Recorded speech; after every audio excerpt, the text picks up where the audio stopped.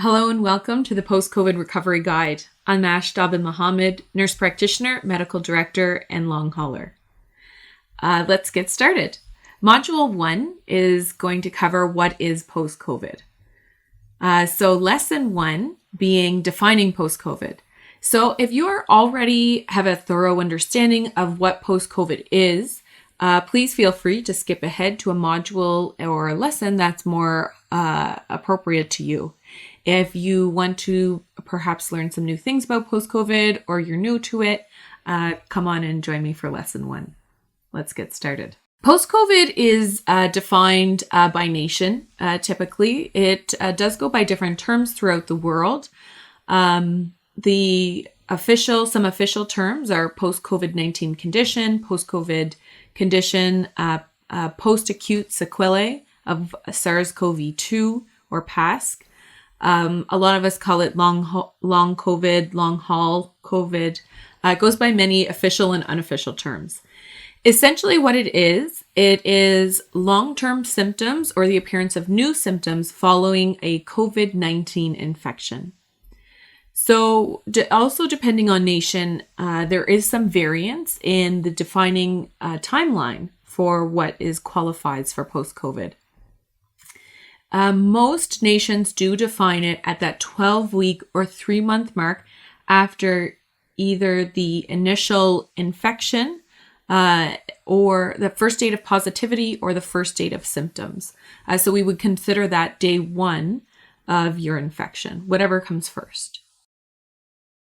So here are some, this is a word cloud of terms that are associated with long COVID, some of them long haulers being us. And so you may identify with some of the terms noted here. So here on the next slide, here we go into what are some of the top symptoms that people experience. So this is a study by Balmer et al., 2022. I will have the reference in the course for anyone who is interested in a deeper dive into that literature. Otherwise, though, the three different colors are for first, second, and third, 3 different cohorts or 3 different groups. So that's why there is some variability between each. But as you can see on this graph, truly there is fair consistency between each group or within each cohort of this study. So neurological ailments are the number 1 or very top symptom, followed very closely by fatigue, sleep disturbances, exercise intolerance is also quite common. And the list goes on here. So as you can see, there are so many prevalent symptoms with long COVID, meaning that really a lot of us out there don't experience one symptom. And that's kind of our post-COVID experience. Most of us actually experience, 10, 15. I know a lot of long haulers experience 20 or 30 or more. There are actually over 200 symptoms that someone can experience with long COVID.